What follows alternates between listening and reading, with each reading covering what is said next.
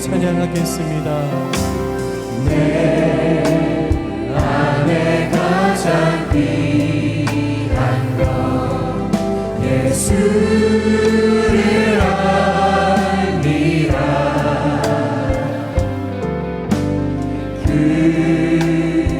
그는보다 더 귀한 것 예수를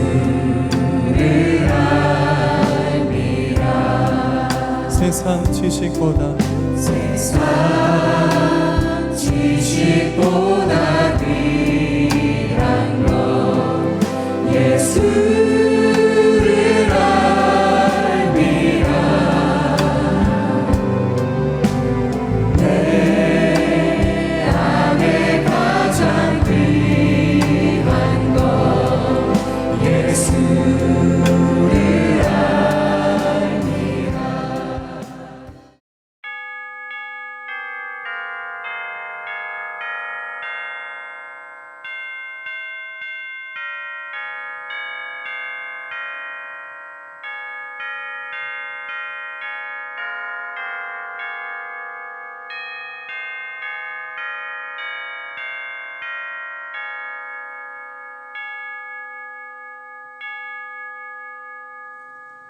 하나님은 영이시니 예배하는 자가 영과 진리로 예배할지니라. 아멘.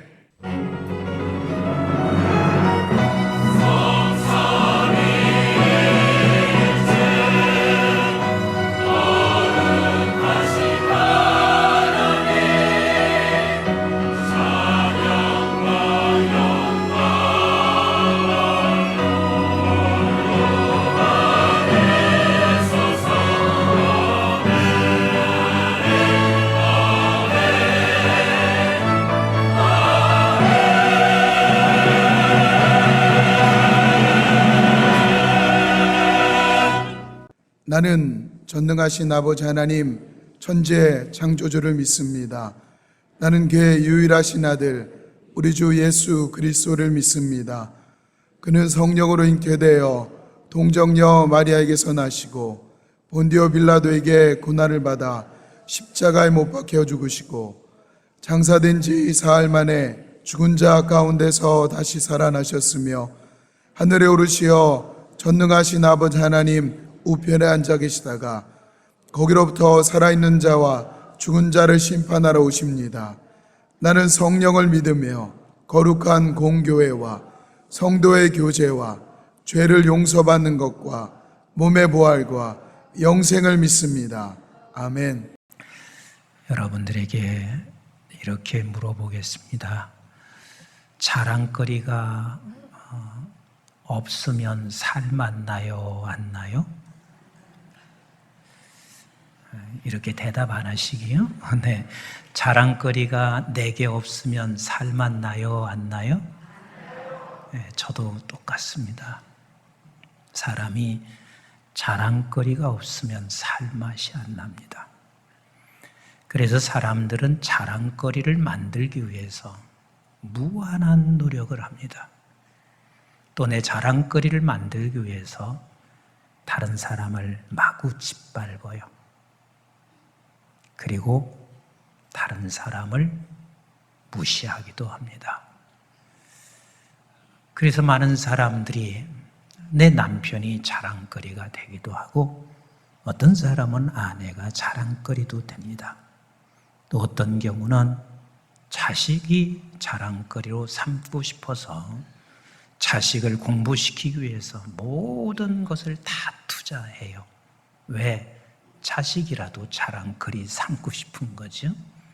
어떤 경우는 돈이라도 있어서 돈이 나의 자랑이 되고 싶고, 어떤 경우는 자기가 공부를 많이 해서 지식을 얻어 자랑거리로 삼고 싶어 합니다. 여러분들의 자랑거리는 뭐예요? 없어요? 그럼 살맛 안 나시겠네.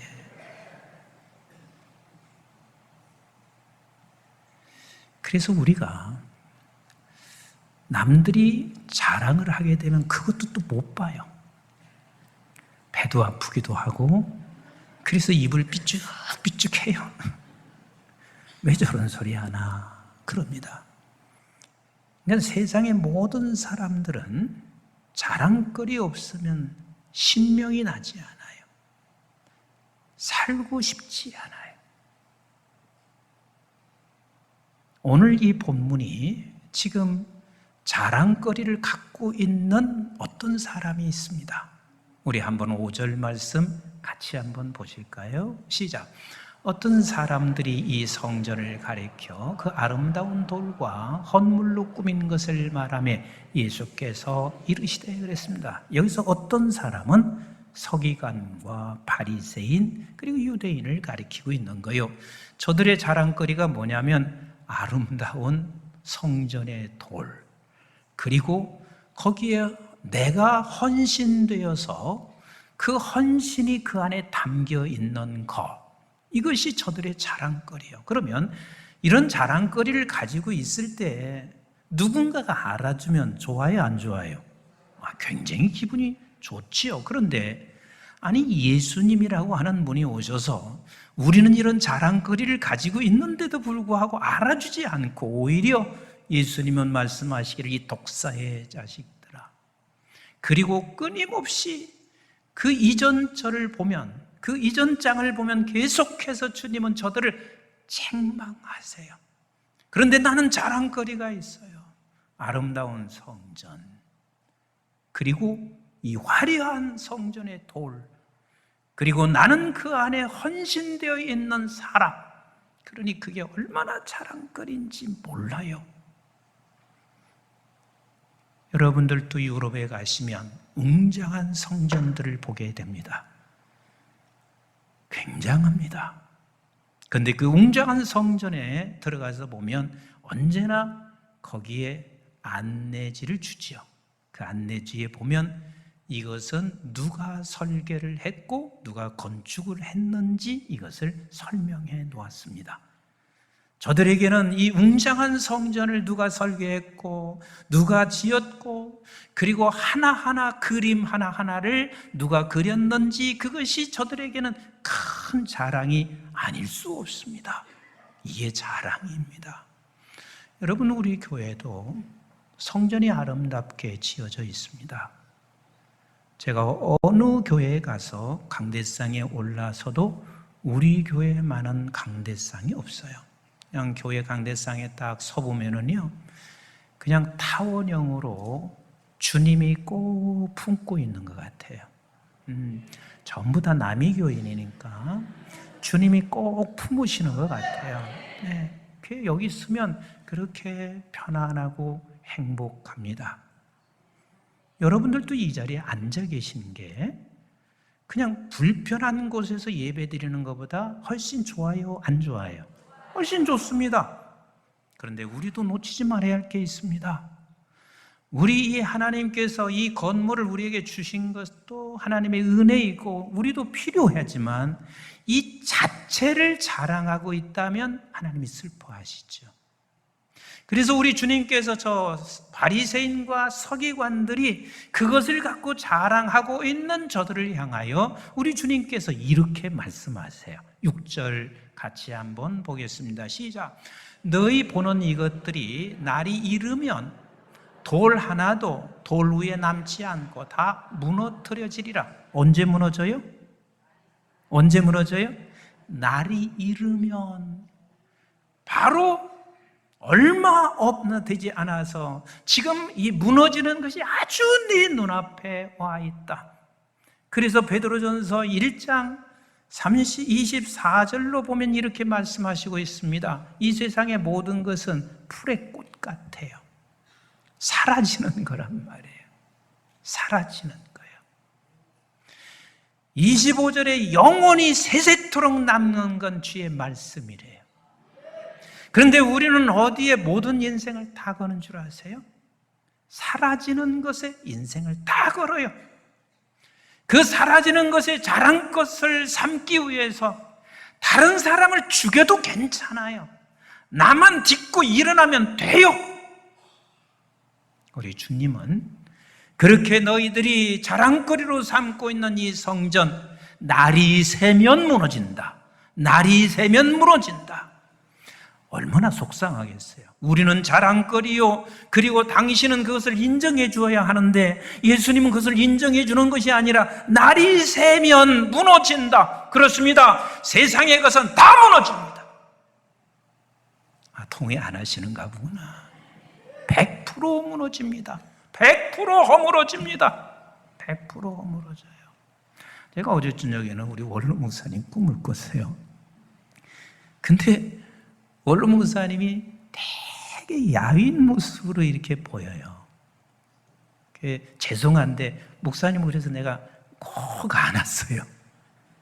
목사님은 굉장히 핸섬했거든요. 근데 지금은 저렇게 야위시고 늙어가시고, 여러분은 안 그러죠? 여러분은 안 그러죠?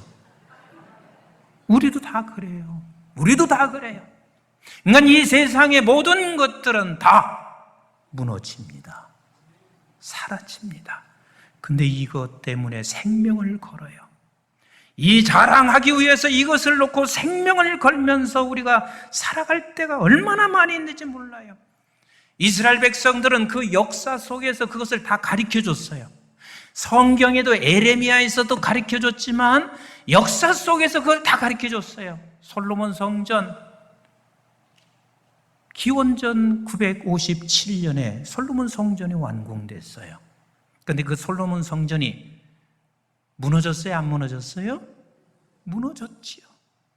수없이 수차례 무너져요. 이 나라에서 침공해서 무너지고 저 나라에서 침공해서 무너지고 수차례 무너지면 그것을 다시 또 재건하고 또 재건해요. 학개서 2장에 보면 저들이 다 무너진 성전을 재건해 놓았는데 그 재건해 놓은 것을 보니까 너무 시원찮은 것이라 옛날보다 못해. 그래서 저들이 옛날보다 못하다는 것을 말을 하고 있을 때 학개서에서는 뭐라고 말씀하시면, 아니 귀해. 그런데 저들은 다 외형의 모습을 바라보며 옛날보다 못하다. 끊임없이 사람들은 다 쇠퇴하는 것에 대하여 목숨을 걸고 있습니다. 여러분 혹시 터키에 가신 분이 계실까요? 그 터키에 갔을 때 소피아 성전이 있습니다. 소피아 성전은 537년에 지었어요. 그런데 이 소피아 성전이 얼마나 견고하고 자랑할 만한 성전인 줄 아세요?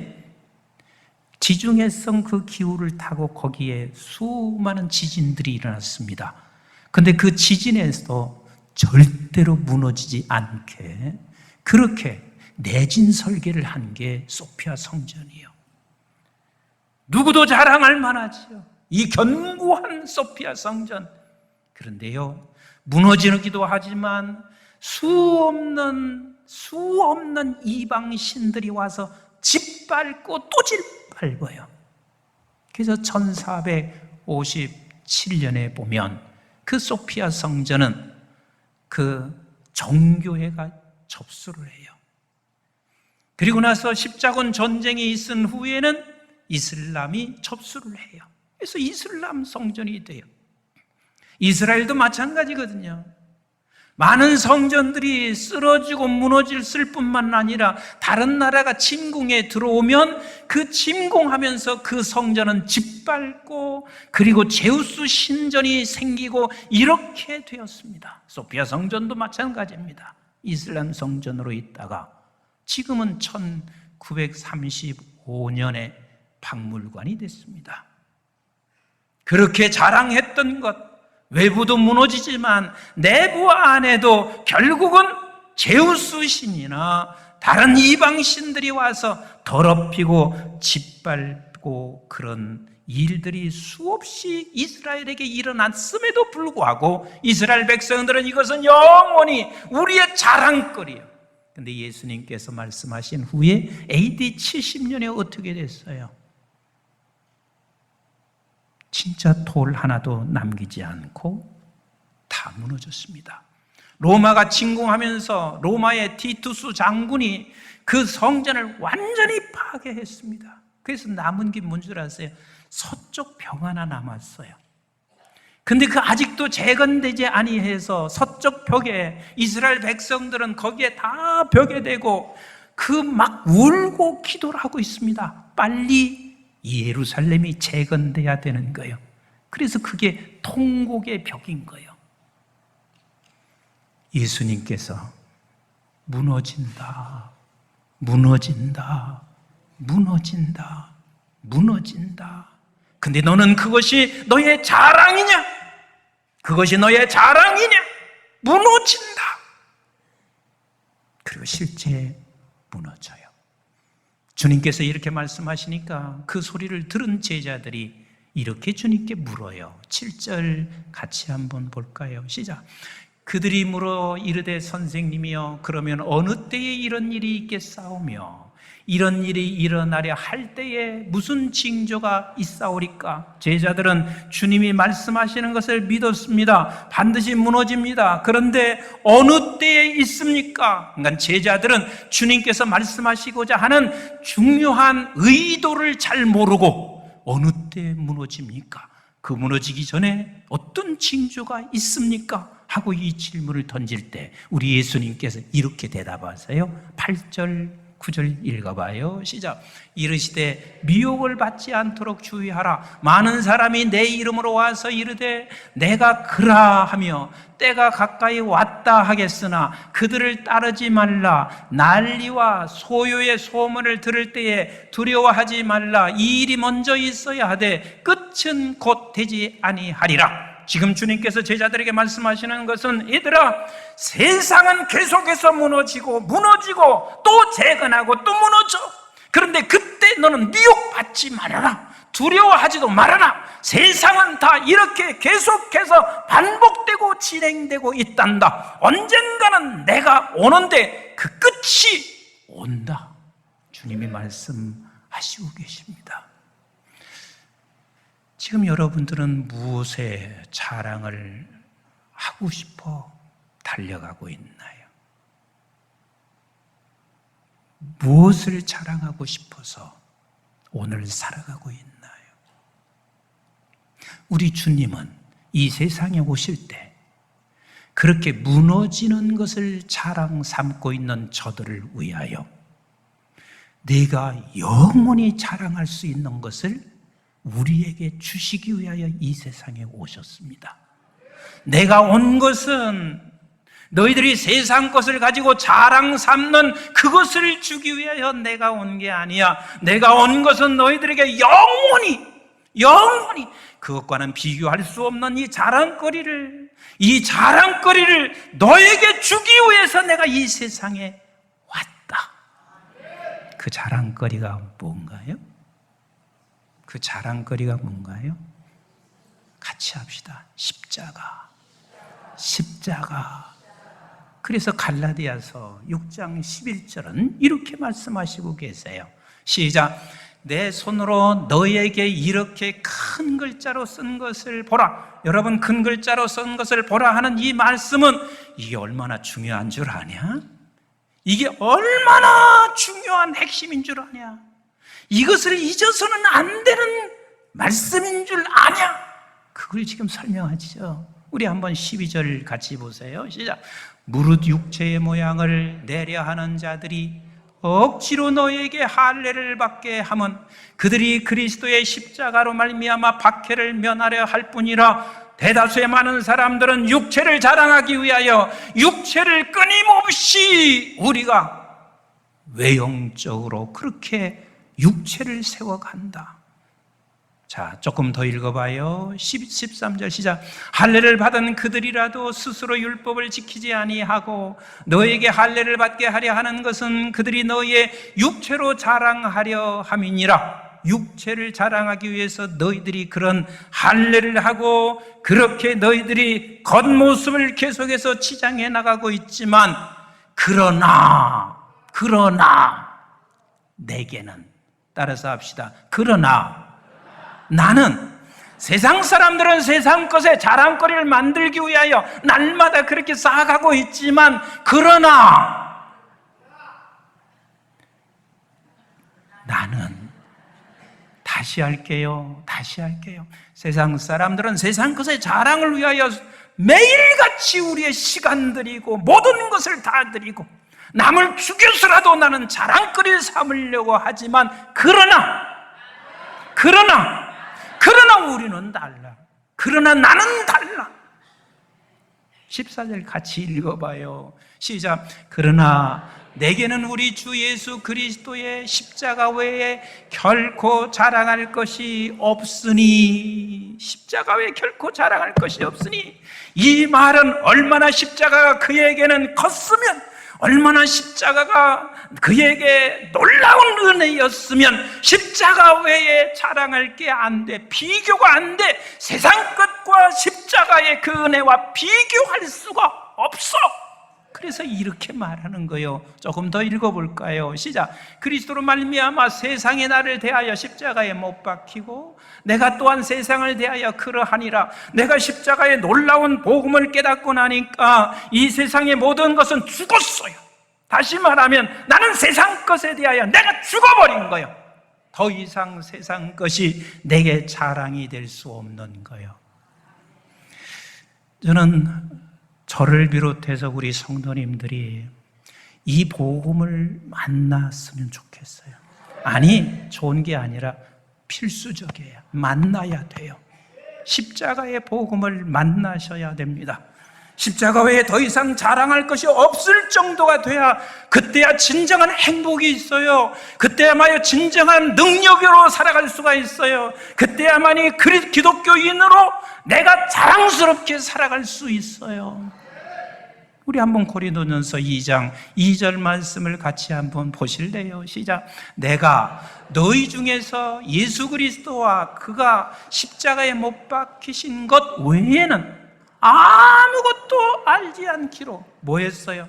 작정했습니다. 얼마나 십자가의 은혜가 컸으면, 그에게 만난 십자가의 복음이 얼마나 컸으면 나는 아무것도 더 이상 알고 싶지가 않아. 이렇게 말씀하시고 있어요. 이게 기독교예요. 이게 우리가 만난 십자가의 복음이란 말이에요. 이런 우리 모두가 되기를 주의 이름으로 축원합니다. 주의 이름으로 축원합니다.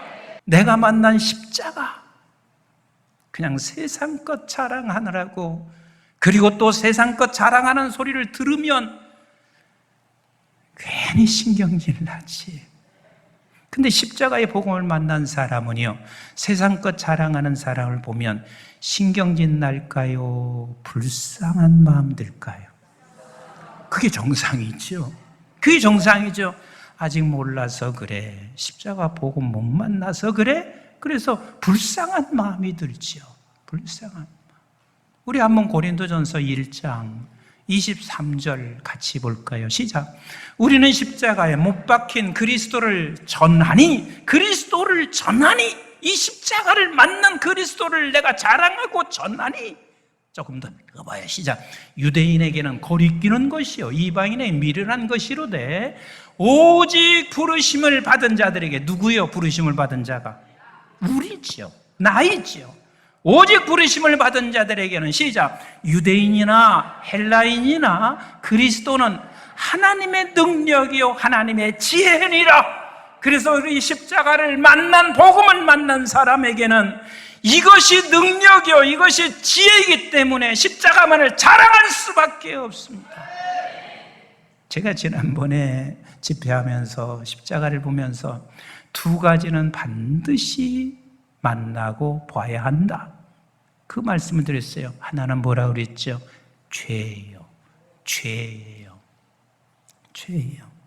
우리 예수님께서 이 세상에 오실 때 창세기 3장 15절에 보면 우리는 뱀 같은 존재예요. 그리고 하나님과 우리는 무슨 관계냐면 원수의 관계예요. 원수의 관계라. 그래서 그 하나님이 와서 이 사단의 머리를 쳐서 죽이려고 해. 그러면 뱀이 가만히 있을까요? 아니면 우리에게 반드시 물도록 달려드는 건 틀림없잖아요.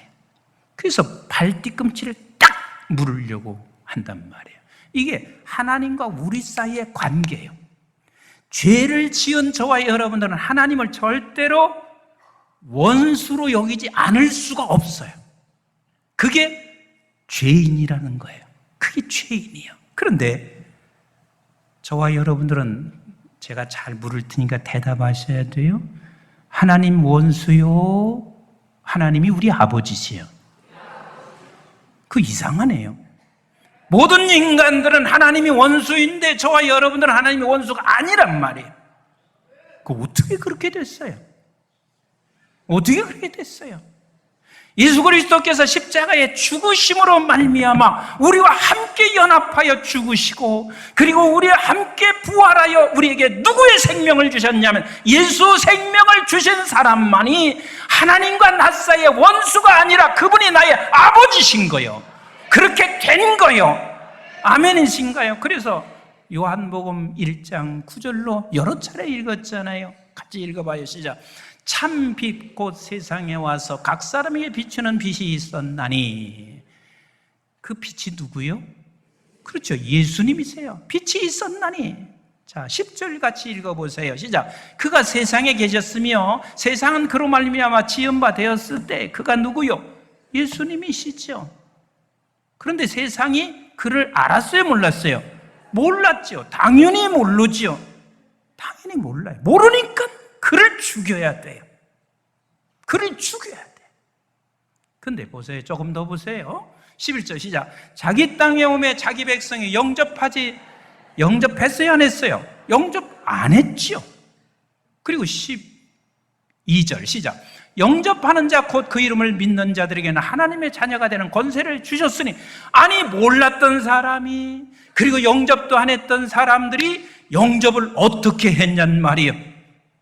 그러니까 나와는 상관없이 우리 주께서 우리를 위하여 죽으시고 우리를 위하여 사셔서 그 생명이 들어있는 자들이 영접하는 거예요.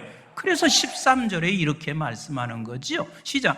이는 혈통으로나 육정으로나 사람의 뜻으로 나지 아니하고 오직 하나님께로부터 난 자들이니라. 아멘이신가요? 그래서 십자가를 보면 죄를 볼 수 있어야 되고 십자가를 보면 하나님께서 나에게 이러한 생명을 주신 것에 대한 은혜, 사랑을 볼 수 있어야 돼요. 아멘이신가요? 그래서 이것을 보는 사람들은 십자가 외에 자랑할 게 없는 기라.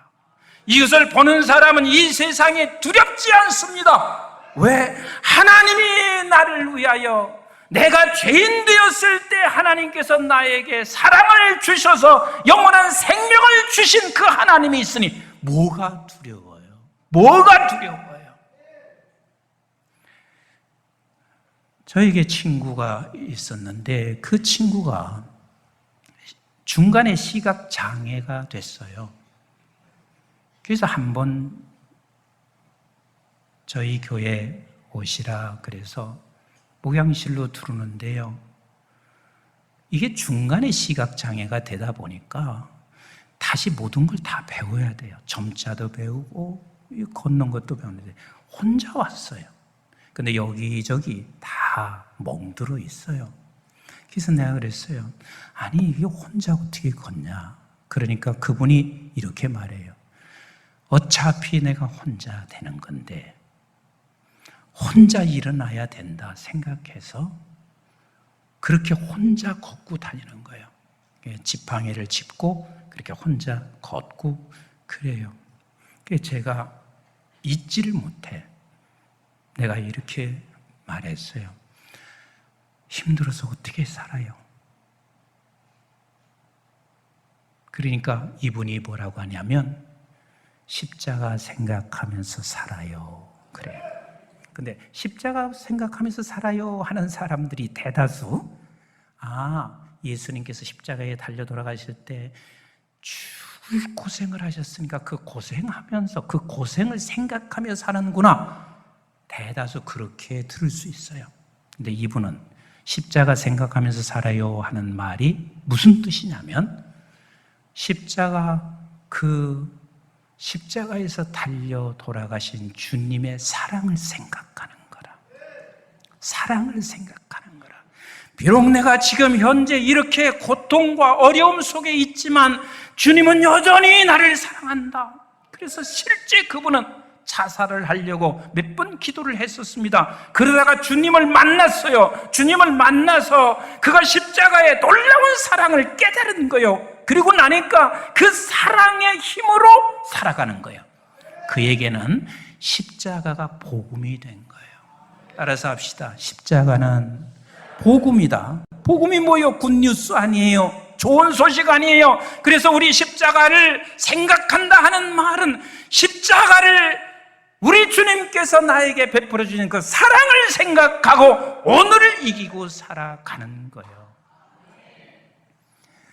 1930년대는 전 세계가 불황으로 경제적 공황이었습니다.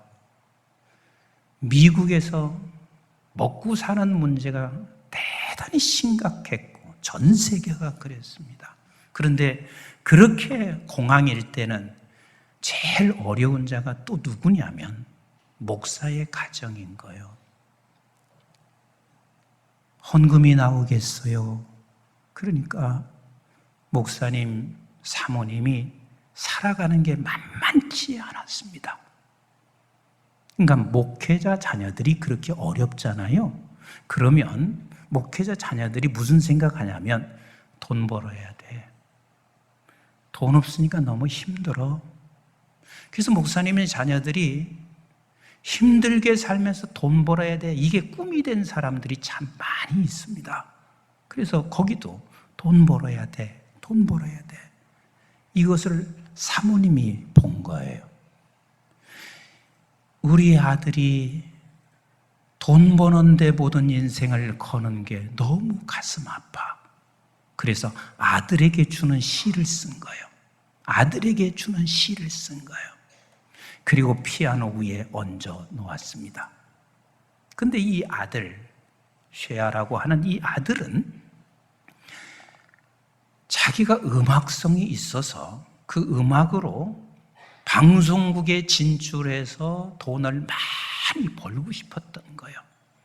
피아노에 의해 딱 앉아 있는데 엄마가 써놓은 시가 올려져 있습니다. 그런데 그 시를 읽다가 성령께서 그의 마음을 움직이기 시작하는데 그 자리에서 피아노를 치면서 이 곡을 만든 게 우리가 그렇게 많이 부르는 찬송가 94장이에요. 대다수의 어머니들이, 대다수의 부모들이 내가 힘들면 자녀에게 무슨 생각을 하게 하냐면 돈 벌어야 돼. 돈 벌어서 자랑스럽게 살아야 돼. 그런데 십자가의 복음을 만난 사람은 어렵든지 아니면 세상에 좋든지 내 자식에게 가장 소중한 가치를 주고 싶은 게 뭐냐면 십자가예요. 십자가의 복음을 만나게 하고 싶은 거예요. 그래서 어머니가 그 시를 쓰게 됐고 그 찬송은 수없는 사람들이 불려질 뿐만 아니라 이분은 그 후에 돈 버는데 인생을 쏟는 게 아니에요. 돈 벌지 말라는 얘기 아니에요. 그것이 자랑거리로 삼으면서 돈 버는 것이 그게 불쌍한 거예요. 이는 빌리그리암 전도단에 들어가서 평생을, 그분이 내가 알기로는 죽은 것이 2005년인가 돌아가신 걸로 아는데 평생을 그렇게 찬송하며 살게 됐습니다. 사랑하는 성도 여러분, 누구를 만나든 금방 가졌다 없어지는 거, 그거 자랑하지 맙시다. 십자가만 자랑할 수 있었으면 좋겠습니다. 그러기 위해서는 날마다 하나님 십자가의 복음을 더 깊게 만나게 해주세요. 십자가 외에 자랑할 것이 없을 만큼 그 십자가의 복음을 내가 만나기를 날마다 소망 삼기를 주의 이름으로 축원합니다.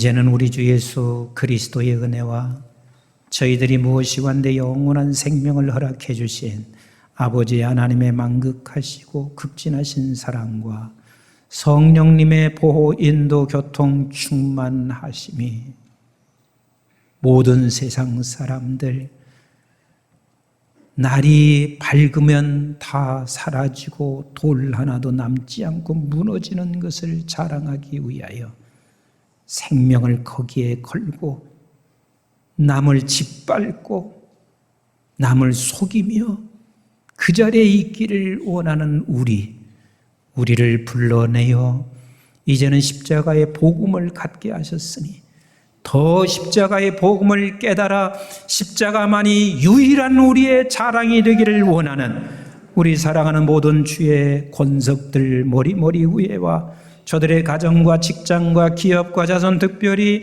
한국중앙교회와 온 지구촌에 있는 선교지와 교회들, 민족 방송의 가족들 위해 이제부터 영원토록 함께 하시기를 주님 이름 받들어 간절히 축원하옵나이다. 아멘.